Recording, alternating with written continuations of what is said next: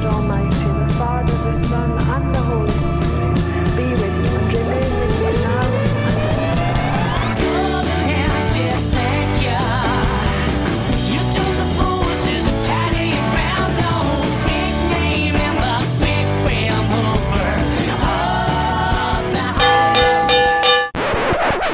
Hi there everyone, Jack here again at the Vinyl Voyage. So for the first time ever, I took part in Record Store Day yesterday. I've said lots of times in my channel before, there's no record stores near me, so it was an epic voyage to get through there to Aberdeen. It was I think the only participating shop in Aberdeen as well. And yeah, I had to get up at 7 in the morning.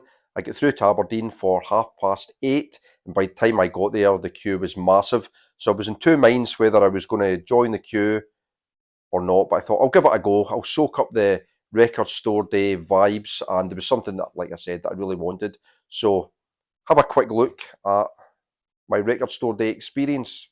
So that's me arrived in Aberdeen. Big queue already. Hopefully I get what I'm after. I'm only here for one album, so we'll see. In fact, the queue is massive. Oh man. Previous years I've always seemed to be working in the morning, so that's Taylor Swift and Post Malone sold out. Yeah. Damn. In America, yeah. No, they're making one in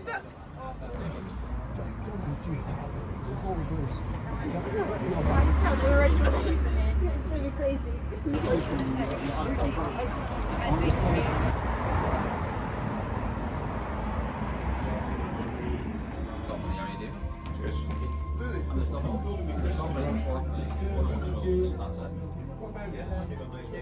So there we go. It was quite a wait, but like I said, I got what I wanted. I had, even though I was in the queue for, what was it, about an hour and a half, I had a good chat with another chap that was waiting in the queue with me, a like-minded soul who was into his music as well, and that helped pass the time as well. So it was a nice enough morning. So first up then we have Alice in Ultraland by the Amorphous Androgynous, aka the Future Sound of London, who, as I'm sure you're aware, were a UK electronic duo made up of, their names, Gary Cobain and Barry Duggins, I believe they were called. But yeah, this is fantastic. Like I said, this is their kind of side trip, their psychedelic side project, where they just mix up 60s psych with really dreamy electronica. There's lots of trippy backwards guitars and Eastern tinges with sitars and tabla, mellotron and all that kind of thing. But then there's also acid folk in here, like kind of psychedelic blues, especially on that track High and Dry. So the majority of it's instrumental. The song High and Dry is very, very Stonesy. But I watched a little video of how this album was recorded. They would have like various ideas for songs, and they would bring in all these session musicians to kind of help realise these ideas. So there would be choirs brought in, different session musicians who they liked, and then after a couple of days of recording, they would take all the sound files and they would kind of work their electronic wizardry to come up with this like kind of trippy neo-psychedelic masterpiece. But it's really, really good. I've really enjoyed it. Like I said, it's very rare when it came out in 2005. There was copies going for upwards of £200, £250. So it was nice to pick this up on Record Store Day. And this is the kind of thing that would kind of pique my interest in Record Store Day. I'm not really bothered about live albums or reissues of albums that I can pick up second hand for a tenner. But something like this, which is really expensive, was nice to get. You can see here this was a numbered copy. What did I get? 640. But I had a little look on eBay after I picked this up, and within hours of this being on, within hours of Record Store Day, the doors opening, there was copies of this going for, or being advertised for £200, £250. It's just, yeah, it's crazy. Yeah, this is limited to 1,000. It's the 20th anniversary edition. It says here, the music goes far beyond Future Sound of London's electronica signature. Descriptions include the sickest psychedelic rock ever, a sound that engulfs you in psychedelic ambience, a masterpiece. Yeah, it is really, really good. I've listened to this 2 or 3 times. Lots and lots of great instruments on here. Like I said, the saxophone, flute, glockenspiel, uh, Fender Rhodes piano, gospel choirs, Hammond organ, Moog synthesizers, sitar and tabla, flutes, electric guitars, whole host of things. But like I said, it moves through lots and lots of different kind of acid acid folk, kind of pastoral acid folk, 60s psychedelia, lots of kind of electronic bits and pieces as well. So a really, really interesting listen. I'm really pleased to pick this one up. So there we go. That was Alice in Ultraland by the Amorphous Androgynous. Next then, some more neo-psychedelia, this time though from 1984. This is The Green Pajamas with Summer of Lust. And I absolutely love this album. This is probably my favourite album at the moment. I can't stop listening to it. It's a lo-fi, do-it-yourself home recording by these two guys called Jeff Kelly and Joe Ross. And it's got such a fantastic backstory, I think, this album. So the guy Jeff Kelly had just broken up with his girlfriend. As a teenager, he felt that this girl was the one. He was going to end up marrying her and all the rest of it. So his pal Joe Ross said to him, to get your mind off her, let's, start jamming together. And they started jamming in Joe Ross's parents' attic. So they had a jam session one night with one of their friends who was a drummer, and they recorded it on an old boombox. And they listened back to the cassette the next day and felt that it was like spectacular, much better than they could have imagined. So they had this idea to record an album and put out a cassette, because there was a big cassette scene in Seattle at that time. The idea was to put out a cassette at the end of the summer, and they pulled together a number of tracks, which are just absolutely fantastic. These guys wanted to kind of try and kickstart their own Paisley Underground scene in Seattle. So it does sound quite jangle pop at times, but there's really cool instruments on here. There's melodica, clavichord, there's sitars, zither, chanter, and banjo. So it sounds quite Eastern as well. But that first song, Katie Lied, which is written by, is it Joe Ross? Yeah, sorry, Jeff Kelly, the guy who split up with his girlfriend. The opening lyric to that is, Katie lied, she said she would marry me. So a lot of the Jeff Kelly songs are about Katie. This one here is so infectiously catchy, My Mad Kitty. So it's so cool. The bass is right to the fore in all these songs, and where maybe the Amorphous Androgynous is full of slick production and studio trickery, this is like the absolute antithesis of that. It's just full of songs that are played right from the heart. They're kind of a little bit naive, some of the songs. The vocals aren't the best, but what they lack there, they more than make up for with just pure passion and catchy songwriting. Like My Mad Kitty is so good. The song Mike Brown is really cool as well. So this song Mike Brown it's almost like a modern version of David Watts. So Mike Brown was the guy who nicked Jeff Kelly's girlfriend. So he goes on about how Mike Brown's such a cool guy. He's got the coolest car.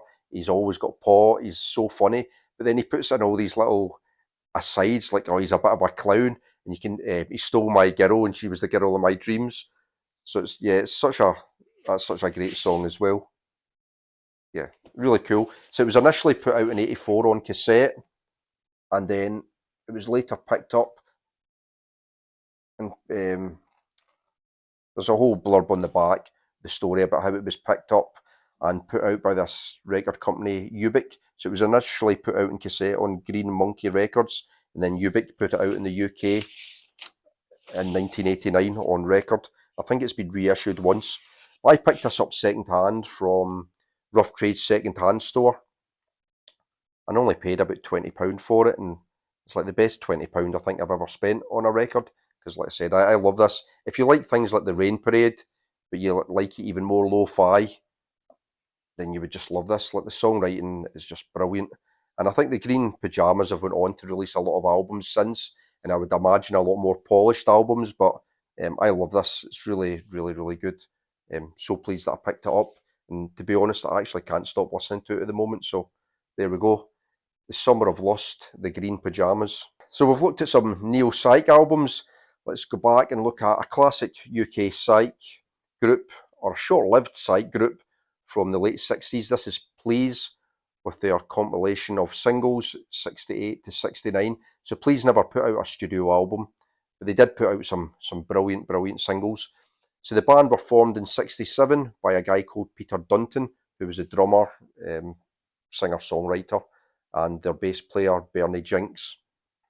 But this is kind of, if you like Syd Barrett era, Pink Floyd, this is very similar, kind of swinging 60s, swinging London, psychedelia, full of dreamy vocals and swirling organs, backward guitars. But these guys who play on this, you know, they played in lots of 60s UK psych bands like The Flies. They were involved in an early incarnation, Peter Dunton was anyway, I think, of Gun. Then they went on later to form Bulldog Breed with Keith Cross, and then later again T2, the prog brand T2. But yeah, it's good stuff. Good late 60s UK psych. This is on the Essex Records label. If you look at that front cover, it's like swinging London in the 60s. These dudes, I'm not sure which guy's Peter Dunton. I think it's this guy here. Yeah, if you like I said, Syd Barrett era, Pink Floyd, I'm sure you would enjoy this. Please, with their singles collection, 68 to 69. Sticking with classic psychedelia, this is an English psych pop masterpiece. It is Kaleidoscope with Tangerine Dream. This was put out in 68, and it's just absolutely wonderful album. So melodic, full of really inventive, beautiful guitar parts, fantastic melodies, and really silly 60s lyrics, which I love. Check out that cover, Tangerine Dream. Check out this guy here. He looks like he's been tangoed, if you remember the old tango adverts. I think this is their main man, singer-songwriter, Peter Daltrey. But this album, I think, pretty much sank after it was released, and through kind of word of mouth, it became a bit of a cult album and a much sought-after album by collectors. The original copies of this can go for upwards of £800 easy. I think I'm pretty sure Dylan Noble picked up a copy recently. I've got a humble reissue from 2017 on the Fontana label on this lovely tangerine splatter, which honestly sounds absolutely amazing. Really, really pleased with this. It sounds really, really good. It's a nice package as well. We've got details of the recording session. And like I said, really great songs. The opening track, the self-titled Kaleidoscope opening tracks, get beautiful harmonies. And then, like I said, you've got the silly kind of 60s lyrics in songs like Please Excuse My Face, which is cool. But yeah, that, especially that side one. Side one's is really, really good. What's the song called? Is it Louis Tullaney? The Murder of Louis Tullaney is really cool. Mr. Small, the watch repairer man. Dive Into Yesterday is fantastic as well. Holiday Maker, that's like really kind of infectious pop psych. So pretty much after Tangerine Dream bombed, they evolved into the band Fairfield Parlour, who signed to the Vertigo label, Phillips Vertigo label, and put out one album. I think it was the one album they put out, which is really, really nice as well. A little bit more proggy. I'd love to pick up a copy of that. And then after that, the band just kind of drifted off into obscurity until 2013, where Peter Daltrey was asked by up-and-coming hip young psychsters, the Asteroid Number 4, to sing on this album. So this is a kind of collaboration between Peter Daltrey and the Asteroid Number 4 called The Journey. And it's really, really good. This is like kind of pastoral acid folk. You can see Peter Daltrey here. And I think these guys, where are they from? Are they from like Portland, Oregon? Somewhere like that. But yeah, Peter Daltrey's voice still sounds fantastic on this. Okay, to finish up then, we've got a new release. This is a neo-psych pop album from Panda Bear, formerly of the Animal Collective, also known as Noah Lennox. And this is really, really great. This would be a contender, I think, an early contender for my album of the year. Absolutely love this. Beautiful, catchy melodies, sunshiny vibes, Beach Boys-like harmonies, and quite introspective, more downbeat lyrics.